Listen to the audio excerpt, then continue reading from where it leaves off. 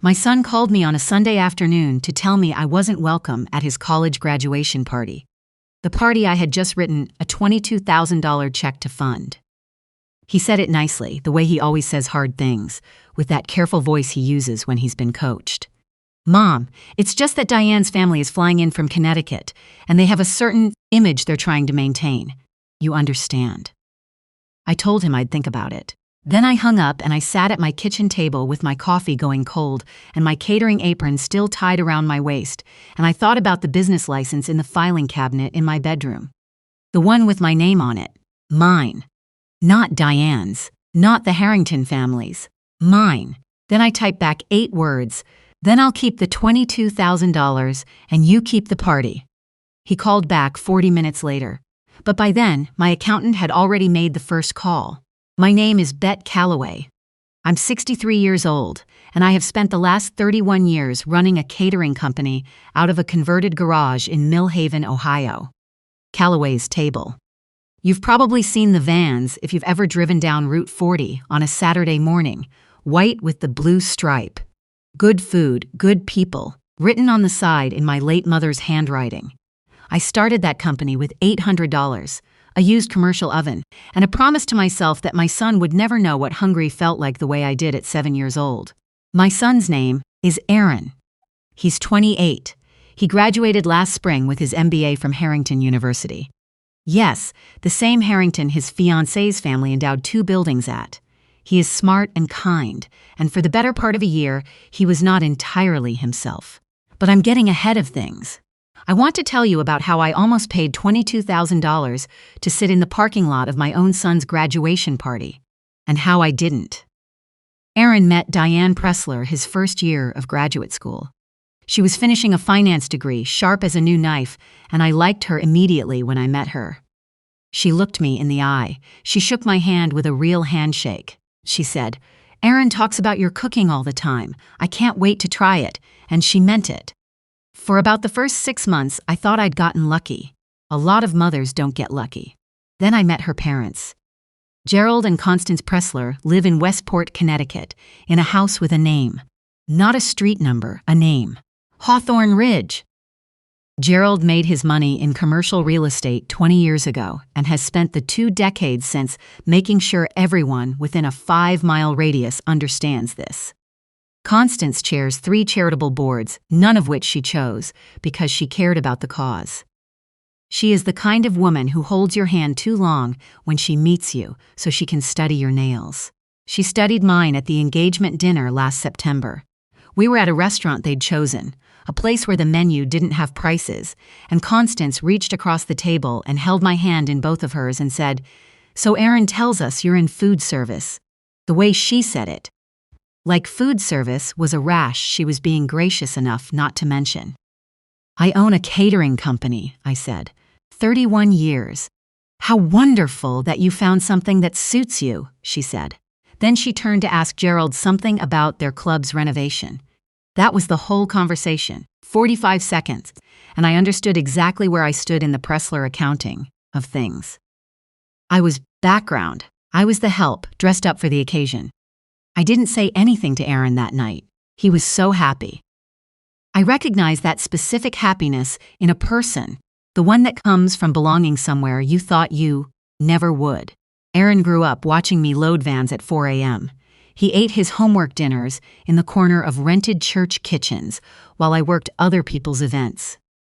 He wore the same coat for 3 winters because I was putting every spare dollar into the business, and now here was a whole world of Hawthorne Ridges opening up for him, offering him ease and polish and a last name that carried weight. I understood it. I understood it the way you can only understand something that also breaks your heart. I kept telling myself, it's his life. Let him have it. Be the good mother. Disappear a little if that's what it takes. That was my first mistake. Here is the part I should tell you before anything else, because it changes the whole shape of what came next. When Aaron asked me to fund the graduation party, 140 guests, a rented ballroom at the Mill Haven Country Club, a jazz quartet, the full service, I said yes without hesitating.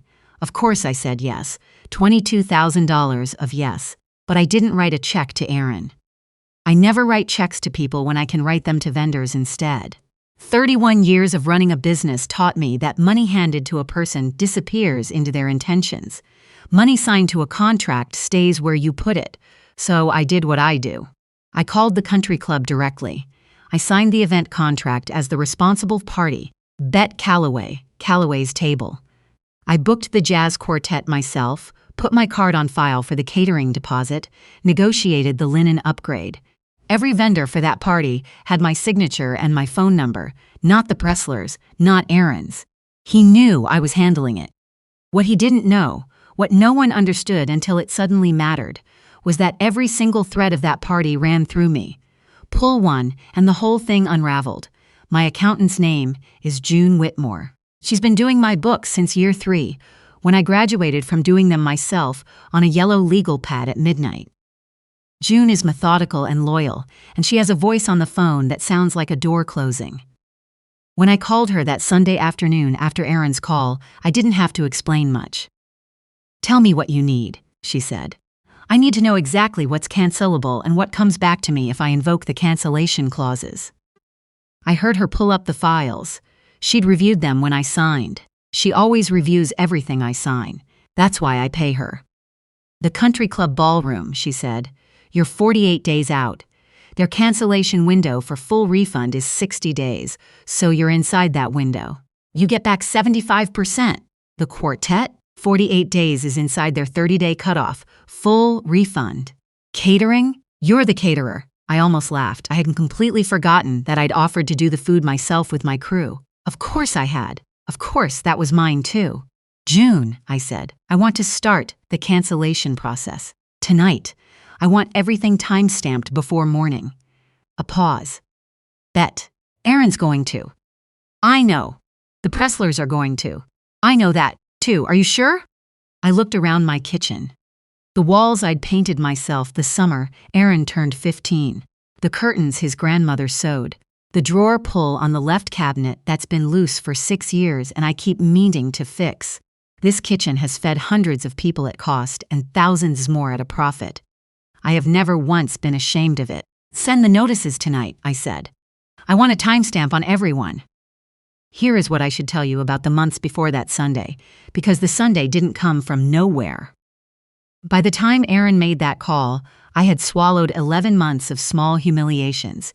Each one alone was something I could talk myself into accepting. Together, they were a pattern I'd refused to name. The engagement dinner was the first thing. Then there was the venue selection for the wedding. They'd chosen a place in Connecticut without asking me, without even mentioning they were looking, and I found out when Diane texted me an invitation to a venue walkthrough with a date that was 2 weeks away. I'd rearranged 3 jobs to be there.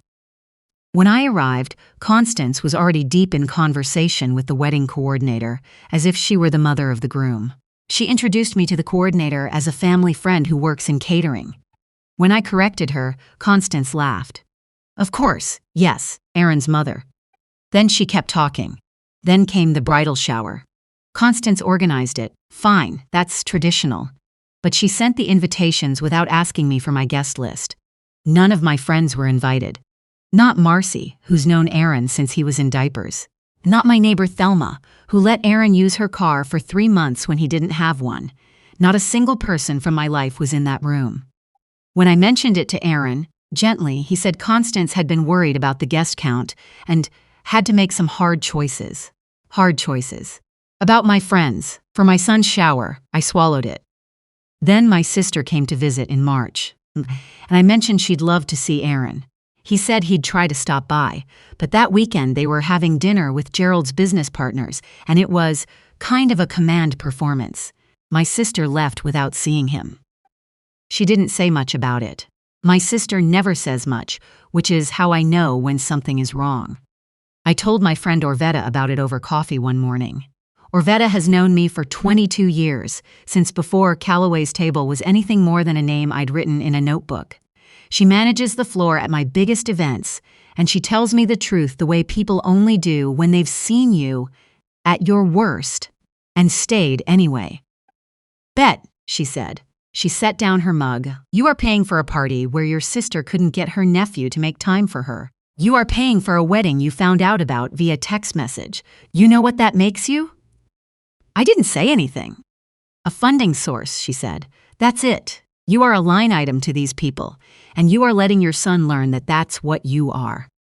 I drove home from that coffee angrier than I'd been in a long time. Angry at Constance.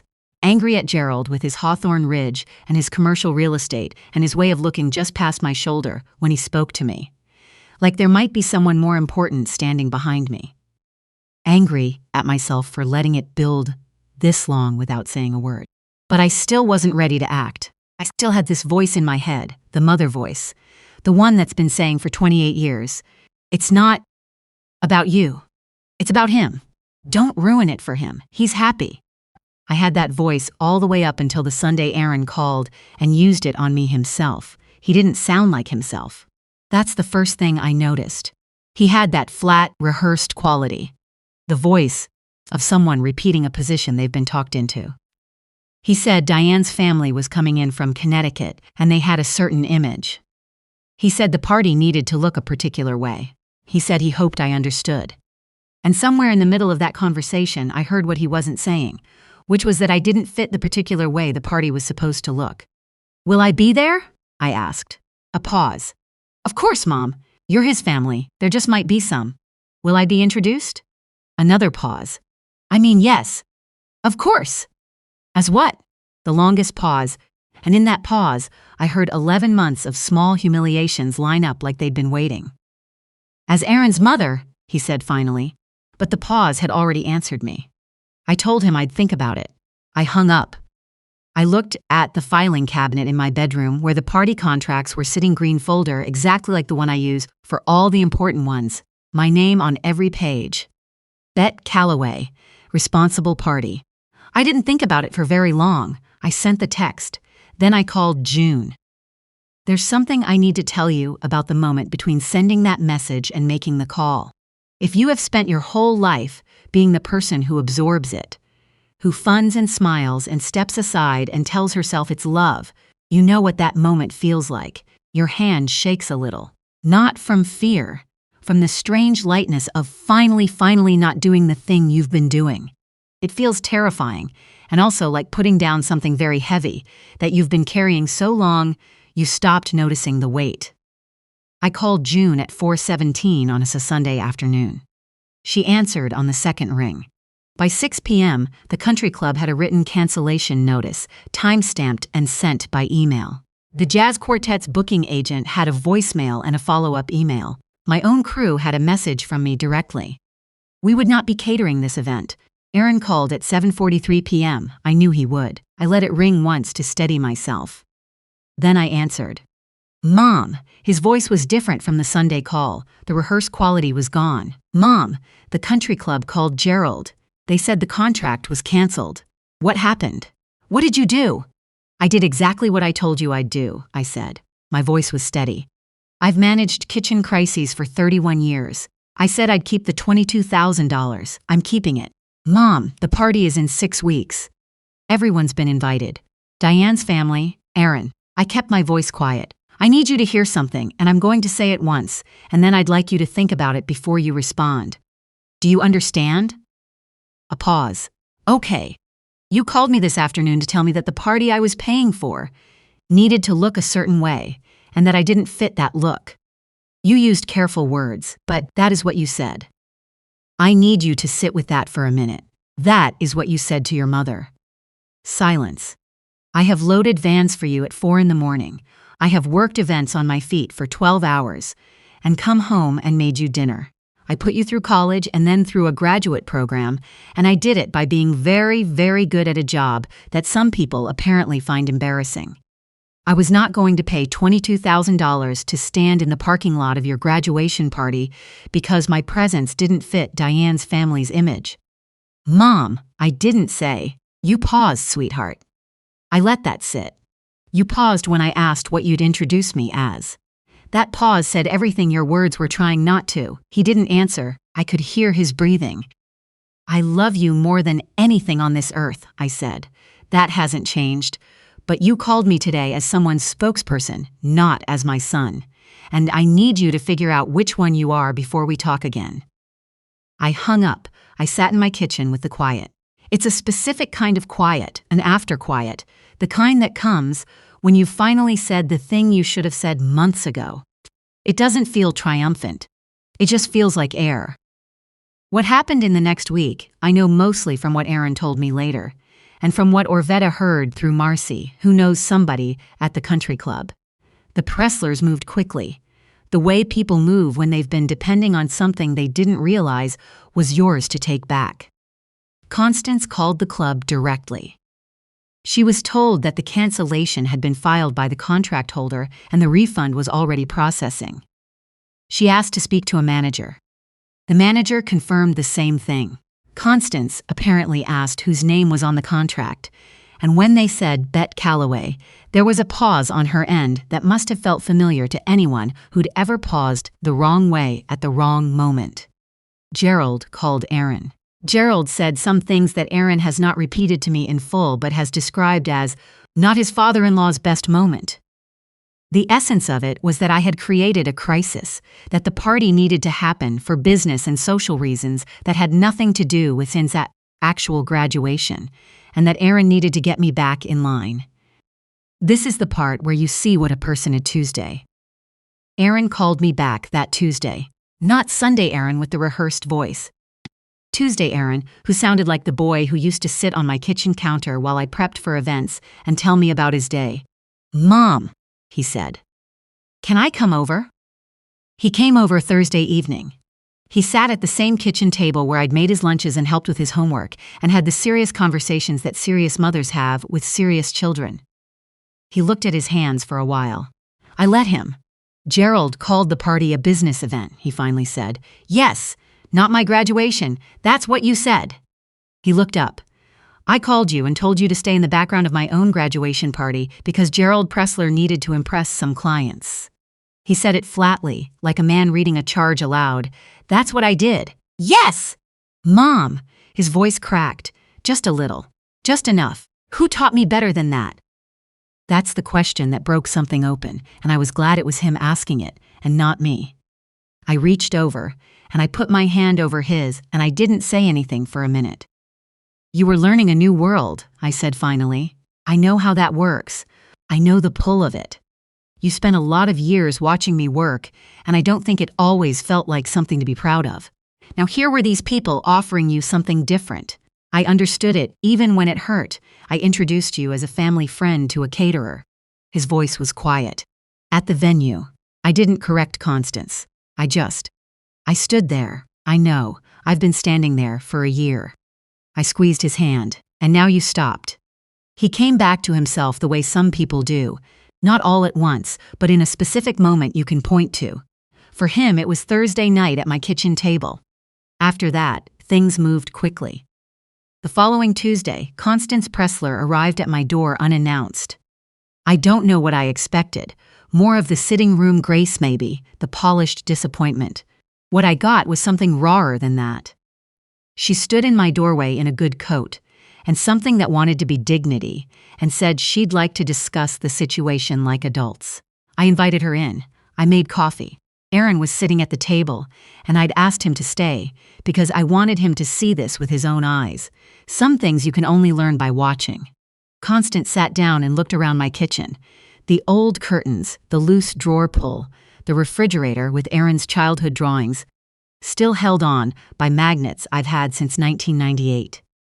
I watched her file it all under a category. Then she folded her hands and said that this had all gotten out of hand, and that, of course, I would be welcome at the party, in a visible role, and that Gerald and she were willing to revisit the introduction situation. "I want to understand your offer," I said.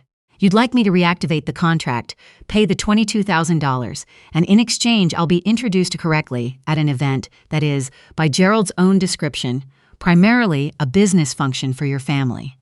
Constance blinked. "Well, when you put it that way, is that not accurate?" A pause. The Pressler version of a pause. "We have obligations," she said. "Gerald's business relationships. You may not fully understand how these things work in certain circles." I run a business that books 6 figures in contracts every year, I said. I understand how it works. I wrapped both hands around my coffee mug. What I think you mean is that you understand how it works in your circles. And in your circles, a woman who loads catering vans at 4 a.m. doesn't belong at the front of a room where Gerald needs to make impressions. Constance's back straightened. I never said. You called me a family friend to a wedding coordinator, I said, at my son's venue. My son was standing, right there. I looked at Aaron. He was looking at the table.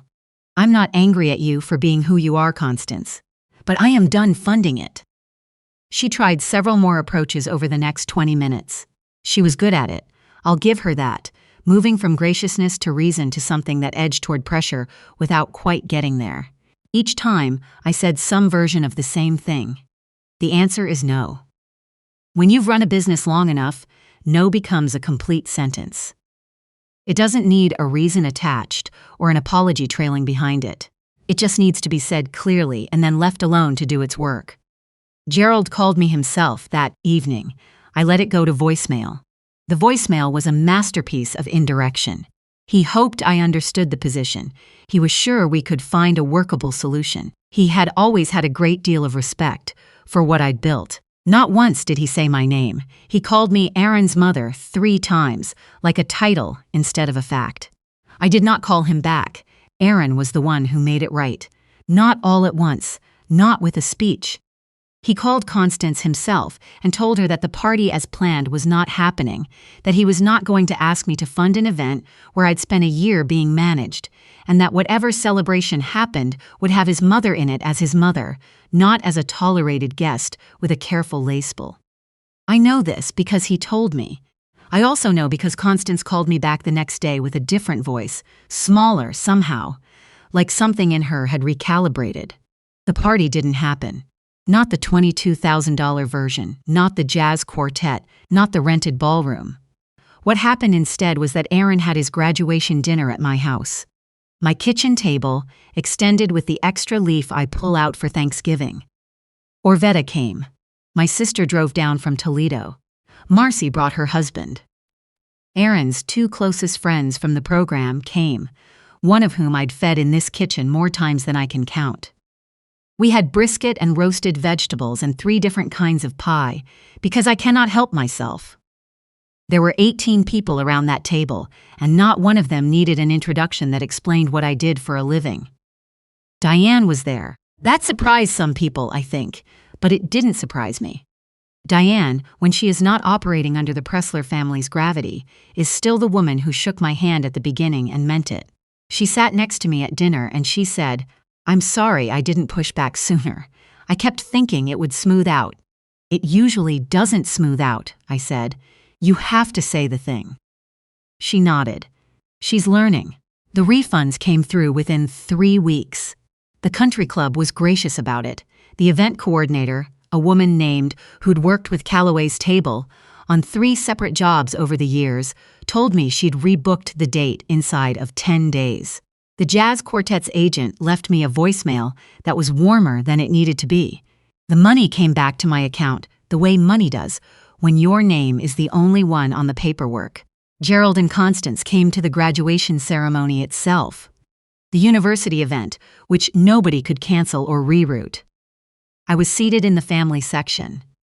So were they. We nodded at each other across a row of folding chairs, which is exactly the right amount of interaction for 2 people who have decided, without discussing it, that this is where they stand. Aaron walked across that stage, and I cried the way I cry, quietly, with my face doing things I can't control.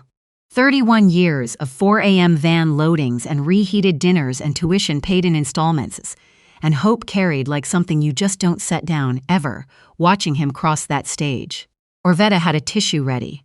She knows me. I'll tell you what happened with the money because I believe in showing the ledger. I didn't keep it. Not all of it. I split it 3 ways. 1/3 went into a home repair fund I've been meaning to start for a decade. The loose drawer pull, the gutters, the back porch boards that have been soft since 2019.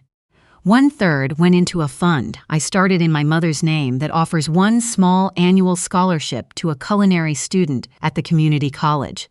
because my mother would have wanted that, and because I like the idea of something useful coming from a thing that hurt. And 1/3 I gave to Aaron. Not for a party.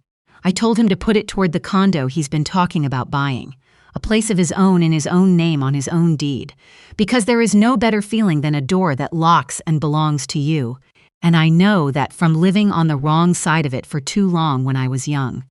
He tried to refuse it. He said I'd earned it. I told him I know I earned it. That's exactly why I get to decide what it does next. Aaron and Diane are still together. I want to be clear about that, because this story could sound like it ends with a broken engagement, and I'd rather it end with the truth. They are figuring out, together, what their family looks like that isn't just an extension of the Pressler name. Diane has been to my kitchen twice since the graduation. She asked for my brisket recipe. I gave it to her, which I do not do for everyone. Constance and I are not friends. We are not going to be friends. But at Christmas, when Aaron and Diane hosted a small dinner at their apartment, she passed me the bread rolls and said, "Bet, this stuffing is remarkable. Did you make it?" And I said, "I did." And she said, "I thought so." That's the whole conversation. But she said my name. First time in 14 months she'd used it instead of a category. It's not forgiveness, exactly.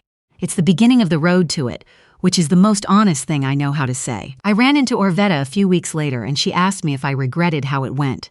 Not the cancellation, specifically. She knew the answer to that. But the whole thing. The year of it. The 11 months of swallowing before the Sunday. I thought about it honestly. I regret the swallowing, I said. I don't regret the stop. She nodded. You know what I should have said at that engagement dinner, I said. When Constance told me it was wonderful I'd found something that suited me.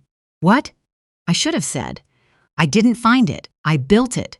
There's a difference. I picked up my coffee. Those are the words I practice now. Not for her. For the next one. Because there's always a next one, and I am done using my decency as a door they walk through. Orvetta raised her mug. We clinked. Here is what I want you to take from this, if you're the kind of person who needs to take something. And I think you might be, because the people who end up listening to stories like mine are usually living some version of it. Your generosity is not an apology. The things you built, the early mornings, the hard work, the money you made from a life that required real sweat. Those are not things you owe anyone an excuse for. The moment someone asks you to be grateful for the privilege of funding your own erasure, that's the moment your kindness has been converted into a lease they hold on your dignity. Pay for the things that love you back. Give until the giving feels like what it is, a gift, not a fee. And the day someone tries to take what you give while turning your face to the wall, that is the day you pick up the phone and call someone who knows your name is on the contract. Know where the contract is. Know that it's yours. And know, this part matters most. Know that you are allowed to close it. One Sunday, 8 words, $22,000 that came home. And the first dinner in a long time where everyone in the room knew exactly who I was.